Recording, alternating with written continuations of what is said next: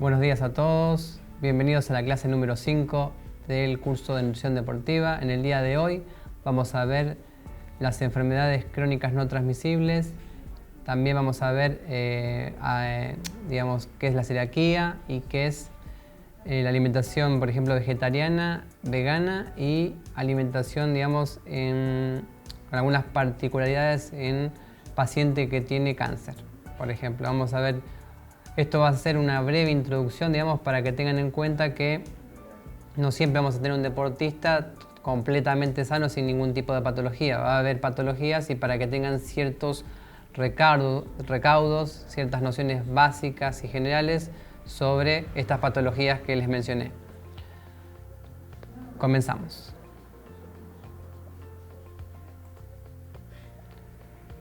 Bueno, como pueden ver en pantalla, las enfermedades crónicas no transmisibles son aquellas que son crónicas porque cuando se instalan duran mucho tiempo y son no transmisibles porque no son infecciosas, o sea, no se transmiten de una persona a otra, sino que no son infecciosas, o sea, no hay un virus, no hay una bacteria, en realidad son enfermedades que son silenciosas, que cuando se instalan duran mucho tiempo, se pueden controlar, pero quedan instaladas. Pero quedan para toda la vida, o sea, lo único que puede hacer uno es tener ciertos cuidados constantes, por eso cuesta mucho esfuerzo con estas patologías. Entre ellas son las enfermedades crónicas no transmisibles, son diabetes, como pueden ver, hipertensión, celiaquía no sería, está anotado como una parte que es para que tengan el temario como introducción, pero diabetes, hipertensión, sobrepeso y obesidad y por ejemplo, dislipemia o colesterol elevado y triglicéridos serían las enfermedades crónicas no transmisibles. La celiaquía está acá porque lo vamos a ver como tema nada más. ¿Qué es la diabetes? La diabetes es una enfermedad metabólica, obviamente caracterizada por niveles altos de glucemia, o sea que es aquel concepto que se dice hiper, que es muy alto, elevado, muy alto, glucemia, que es el azúcar en sangre. ¿Qué pasa con esta enfermedad? Es una enfermedad que justamente se caracteriza por defectos en la acción de la hormona insulina, donde no puede trabajar de manera eficiente porque o no hay directamente insulina, que sería la diabetes tipo 1, o falla el funcionamiento de la insulina, que sería la diabetes tipo 2. Obviamente la insulina es una hormona que fabrica el páncreas, para que tengan como detalle, y lo que hace la insulina en realidad es la función de la insulina en funcionamiento normal, digamos, la insulina lo que hace es una hormona anabólica y lo que hace es mete los hidratos de carbono, por ejemplo, el azúcar que viene circulando en sangre y los mete directamente dentro de la célula para que pueda la célula utilizarlo. Cuando lo que pasa en el diabético es que si la insulina funciona mal, el azúcar queda circulando en sangre, queda dañando las arterias porque se va acumulando. Y obviamente no puede utilizar, digamos, la célula la energía, o sea, no tiene hidrato de carbono, no tiene energía. Con lo cual lo que hace el organismo trata de sacar de energía de otra forma, obviamente va a utilizar proteínas y grasas si puede, pero lo que pasa con el individuo es que tiene constantemente hambre, apetito, o sea, tiene mucho apetito, mucha sed y orina mucho, o sea, va mucho al baño, digamos. Vamos a ver que eso es las características de una diabetes descontrolada, o sea que los niveles de azúcar en sangre están muy elevados, no pueden bajar. El valor normal de azúcar en sangre, como pueden ver en pantalla, es de 70 a 110 miligramos por decilitro, algunos dicen hasta 100 miligramos por decilitro, depende de los organismos que recomiendan este rango. Hay distintos organismos, bueno, lo tomamos ahí como 70 a 110. Y obviamente la glucemia se puede medir justamente con un glucómetro, que a través de una tira reactiva uno se pincha, pone la gotita en sangre y lo introduce. Después de 2 segundos tiene los resultados. También ahora obviamente hay herramientas tecnológicas más automatizadas que, por ejemplo, te lo miden hacen monitoreo continuo de glucemia, de azúcar en sangre. Seguimos. Como habíamos dicho, la diabetes mellitus, o sea, la diabetes la diabetes tipo 1 es la que depende sí o sí de insulina porque claramente no hay insulina, digamos, circulando, no hay fabricación de insulina en el cuerpo, con lo cual hay que aplicar de manera exógena, o sea, aplicar la insulina, no hay otra herramienta, digamos. En cambio, para la diabetes tipo 2, en realidad hay mal funcionamiento de insulina, pero hay insulina circulando. Lo que se puede hacer en realidad es que no siempre requiere insulina. Por eso una es, como dice ahí, insulino dependiente, la tipo 1, y la insulina 2, la diabetes tipo 2 en realidad no requiere, puede o no requerir insulina, mejor dicho. Y la diabetes gestacional es otro tipo de diabetes, para que conozcan, digamos, nada más, que justamente ocurre en el embarazo. Supuestamente la diabetes gestacional es una persona que no tuvo diabetes previa y justamente cursando en el embarazo le sucede, digamos, que tiene niveles de azúcar en sangre elevados cuando se monitorea. Y como habíamos dicho, poliuria, polidipsia y polifagia son los 3 síntomas de una diabetes, digamos, descontrolada, o sea, el azúcar elevado en sangre. ¿Qué pasa? Si supera un umbral de glucemia en sangre, que por lo general es 180 miligramos por decilitro, lo que va a pasar es que va a haber pérdida de azúcar por orina, lo que se llama glucosuria, pérdida de glucosa por orina, porque pasa el filtro del riñón, o sea, pasa un umbral que el riñón no lo puede contener. Entonces ahí aparecen los síntomas de una diabetes descontrolada, que son poliuria, la persona orina mucho porque la glucosa arrastra agua por orina, entonces se deshidrata la persona. Polidipsia, en realidad porque tiene mucha sed, porque orina mucho, se despierta el mecanismo de la sed, va a tener mucha necesidad de reponer líquidos. Y polifagia, por esto que habíamos comentado anteriormente, de que si la insulina funciona mal, la energía no llega a la célula. Entonces el organismo lo que detecta, acá faltan nutrientes. O sea, tira una señal de alarma, digamos, media equivocada, pero bueno, trata de obtener energía de alguna forma, entonces despierta que haya mucho hambre. Polifagia. Seguimos.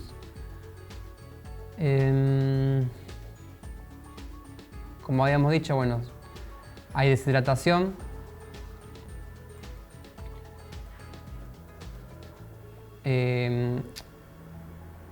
Obviamente vamos a comparar deportistas con diabéticos. O sea, el diabético en realidad requiere una alimentación que por lo general se considera de bajo índice glucémico. En cambio, en los deportistas que no tienen patología, se busca que consuman, por ejemplo, en un previo a una competencia de entrenamiento, que tengan hidrato de carbono de fácil absorción, o sea que son de alto índice glucémico. Por eso quería hacer la diferencia para que vayan entendiendo de cuál utilizamos en cada caso y por qué. Obviamente en pacientes, como dice en la pantalla, en pacientes insulinodependientes, los diabéticos tipo 1, se sugiere que siempre se monitoreen con mucha mayor frecuencia la medición de glucemia antes y después del ejercicio para saber si no sufren una hipo o una hiperglucemia.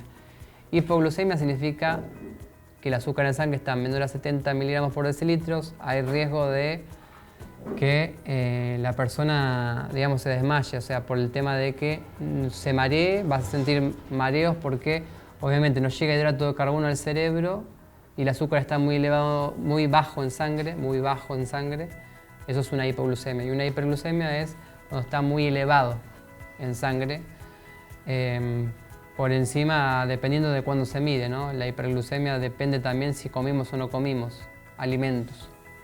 Por eso varían los valores. Si es una hiperglucemia en ayunas, por lo general va a estar por encima de 125 miligramos por decilitro.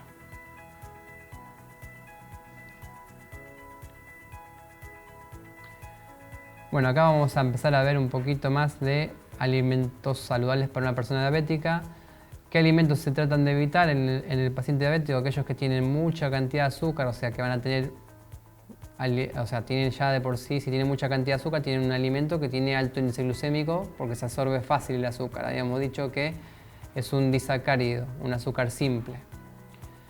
Los almidones muy cocinados, el puré de papa, la batata, cuando se pasa mucho la cocción, digamos, cuando aquel alimento está muy desmenuzado, muy pisado, muy procesado, se absorbe mucho más fácil que, por ejemplo, una papa al horno o una papa frita. Por eso el índice glucémico es elevado en el puré de papa, por ejemplo. El arroz, por ejemplo, el arroz refinado, el arroz que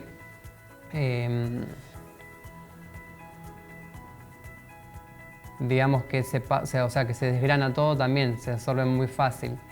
Las pastas, los fideos, por eso dice preferir cereales al dente, cereales integrales y legumbres. Incorporar vegetales crudos o cocidos, frutas cortadas, no jugos exprimidos. Con respecto a los jugos, lo que pasa es justamente esto de que se absorben más rápido, elevan más rápido el azúcar en sangre.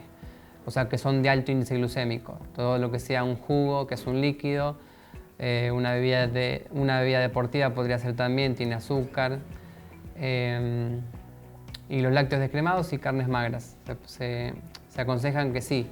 Los que se trataba de evitar eran no jugos, no la fruta en jugos exprimidos ni en jugos. Seguimos. Bueno, acá lo que pueden visualizar es un gráfico, digamos, que lo que busca es hacer una alimentación saludable para la persona con diabetes. Como pueden ver, están las frutas y vegetales, hay cereales de predominio integral, lo que se aconseja.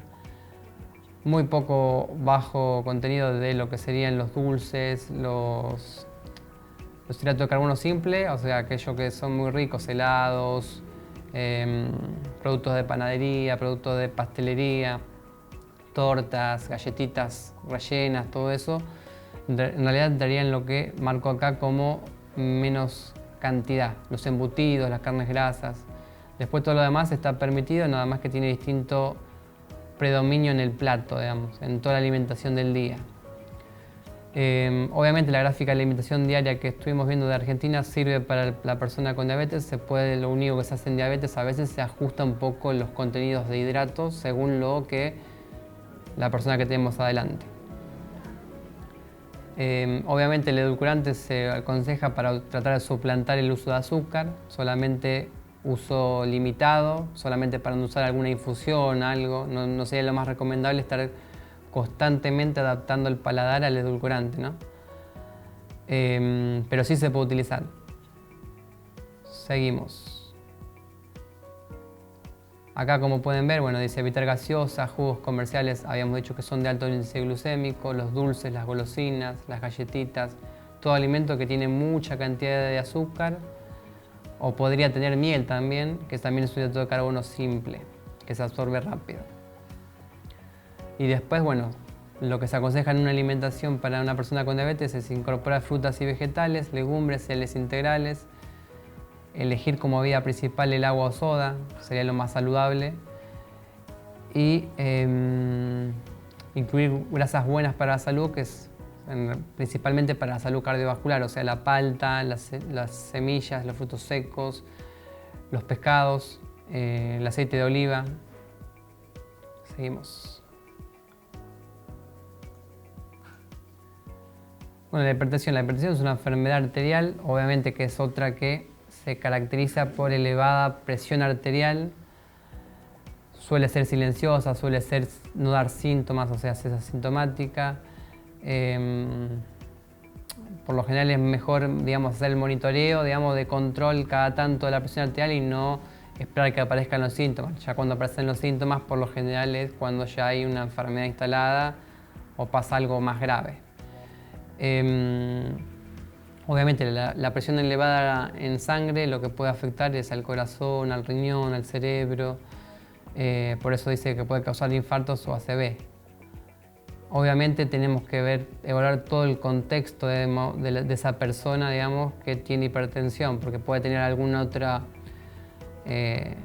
factor de riesgo, digamos, dentro de lo que puede complicar su salud. Como pueden ver, se aconseja evitar la sal de mesa, obviamente se utiliza para emplear especias aromáticas para condimentar, se sugiere evitar embutidos, enlatados, fiambres y quesos, todo aquello que tiene mucho contenido de sal. No quiere decir que no puede consumir nunca, sino que la idea debería ser más controlado en las cantidades y en esa presencia en la alimentación diaria, ¿no? Si constantemente comemos embutidos enlatados y fiambres cuando tenemos hipertensión, y está complicado el tema. Grasas animales y derivados, o sea, lo que más se aconseja obviamente es preferir los pescados que contienen omega 3, o sea, no importa, son dos ácidos grasos que son buenos y que protegen la salud cardiovascular. Bueno. Los valores normales de presión arterial, como pueden ver, los valores normales de presión arterial son de 120-80 milímetros de mercurio. Obviamente la presión más alta es la sistólica, la presión que tiene el número más bajo es la diastólica. Y lo que se busca es que la hipertensión arterial se clasifica, digamos, se diagnostica cuando la presión arterial es mayor a 14,9 o 140-90 milímetros de mercurio, ¿no? Como dice en rojo acá. Obviamente la presión arterial se mide con un tensiómetro, que puede ser el manual o ya vienen digitales. Cualquiera de los dos sirven. Y los síntomas de hipertensión arterial son inespecíficos: dolor de cabeza, dolor en dorso del cuello, náuseas, vértigos, palpitaciones, latidos irregulares y falta de aire. O sea, por lo general aparecen cuando hay complicaciones. Bueno, acá como pueden ver, factores de riesgo modificables. En realidad tienen que ver con un estilo de vida que busca ser más sano. Consumo de cigarrillo, evitarlo. Consumo excesivo de alcohol también, evitarlo. La inactividad física, o sea, la falta de ejercicio físico. La alimentación pobre en frutas y vegetales. Se puede incluir también legumbres, o sea, son usualmente los alimentos que menos se consumen. El exceso de ingesta de productos ricos en grasa saturada, grasas trans, sal o azúcares. Bueno, pasamos a alimentación saludable para una persona celíaca. Ahora, recordemos que no es una enfermedad, digamos, que sea crónica no transmisible. Esto es una enfermedad, digamos, de otra índole, que tiene que ver mucho con la alimentación, por eso lo vamos a ver, y que tiene que ver con que es una enfermedad crónica. O sea, una vez que se instala se queda para toda la vida. Hasta el momento es así. Inmunomediada, o sea que tiene que ver con una respuesta inmune que se da cuando la persona ingiere gluten o cualquiera de las proteínas tóxicas, como pueden ver, trigo, avena, cebada y centeno. Por eso es sin TAC, sin trigo, sin avena, cebada y centeno, lo que tiene que consumir un celíaco, ¿no? Lo que pasa es que esa persona celíaca consume estas proteínas tóxicas, que son del trigo, de la avena, de cebada, de centeno, que conforman el gluten, causan una reacción, digamos, inmune y pueden generar daño en el intestino, por ejemplo, las vellosidades intestinales, que es donde se absorben los nutrientes. Entonces, si yo daño el intestino, que es donde se absorben los nutrientes, lo que voy a obtener es diarrea, mala absorción de nutrientes y, bueno, todos síntomas que dan la mala absorción. O sea, por ejemplo, en un niño puede dar falta de crecimiento. Y también hay otras patologías, digamos, que no tienen que ver justamente con que solamente se daña el intestino, también se daña todo lo que ingresa en el organismo. Puede haber, por ejemplo, una dermatitis, digamos, relacionada con la enfermedad celíaca, y también otros problemas. Obviamente hay un componente genético en esta enfermedad de base, y lo único que pasa, digamos, que en algún momento se despierta por algún factor de estrés que ande circulando en el medio ambiente, ¿no? Bueno, dentro de los alimentos sin TAC, bueno, lo que no pueden consumir los celíacos son trigo, avena, cebada, centeno, ni cebada, ni sus harinas, ni sus productos que estén contaminados con los mencionados. Lo más complicado en la alimentación del celíaco sería que cualquier vestigio, cualquier mínima cantidad de porción de trigo, avena, cebada, centeno puede generar daño en el intestino o en el individuo, digamos, que tiene celiaquía, ¿no? No en cualquiera, en el que tiene celiaquía. Por eso pueden comer todos aquellos alimentos que tienen el logo de sin TAC, y bueno, tienen otros reemplazos, o sea, pueden comer harina de arroz, harina de maíz, fécula de mandioca, legumbres, arroz, verduras y frutas, carnes, huevos y lácteos. Lo único que hay que tener cuidado es lo que se llama contaminación cruzada, o sea que en el proceso de producción, elaboración y consumo no haya contaminación con alguna partícula con trigo. Y acá tenemos como otro tema la alimentación saludable para una persona oncológica, o sea que tiene cáncer. Lo que se aconseja, bueno, se basa en la base de la alimentación, en realidad tiene que ver con una alimentación saludable, que la que mayormente conocemos. Lo único que a veces se hacen algunas aclaraciones porque, por ejemplo, vegetales y frutas cuando son crudos a veces se limitan por si hay alguna o sea, si la persona tiene las defensas muy bajas, o sea que hay una inmunodeficiencia, como pueden ver en pantalla. Después se aconsejan todos los alimentos saludables que hemos hablado, por ejemplo, para diabetes o para alimentación saludable. Y lo que se sugiere evitar nada más es la comida industrializada, la ultraprocesada, las gaseosas y jugos comerciales, más de lo mismo de lo que venimos viendo. La base es la misma.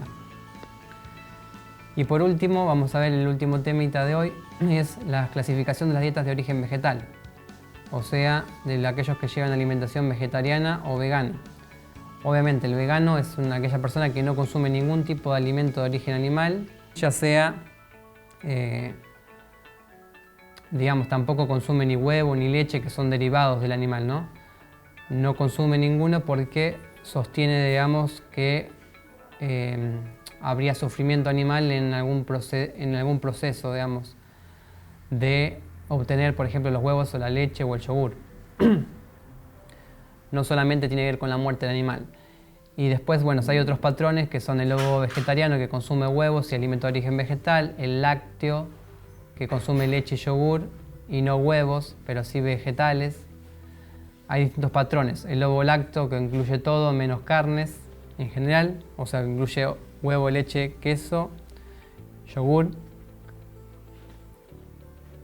Y después está el pseudo semi-vegetariano o flexitariano, que en realidad es aquel que busca consumir por decisión propia mayor cantidad de alimentos vegetales y solamente admite, digamos, un consumo limitado muy ocasional de alimentos de origen animal. Eso sería un flexitariano o, digamos, semi-vegetariano también se le podría llamar. Los alimentos saludables, digamos, para una persona que tiene obesidad o sobrepeso, obviamente lo que se busca es que tengan mayor saciedad, digamos, por eso se incluyen alimentos que sean ricos en fibra.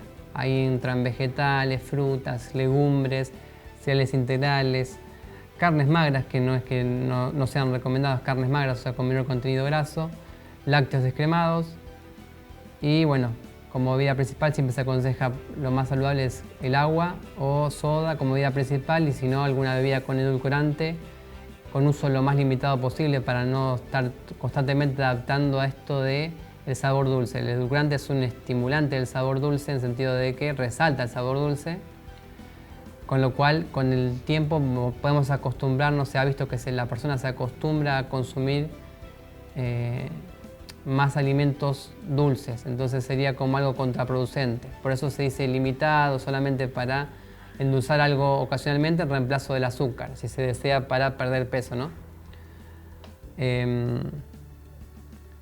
Evitar agregar calorías extras, como ya hemos visto con aquellos productos que son muy ricos en energía, en grasas trans, en azúcares y sal, como todo lo que tienen mencionado ahí, gaseosas, jugos, frituras, carnes grasas, salsas con mucho aceite, crema, manteca, agregado de quesos, azúcares, dulces, productos de pastelería, copetín, o sea, las papitas fritas, el maní frito, golosinas, helados, tortas, no utilizar manteca ni margarina, sino preferir aceites crudos, o palta, o semillas, o frutos secos, si tenemos que priorizar una grasa saludable.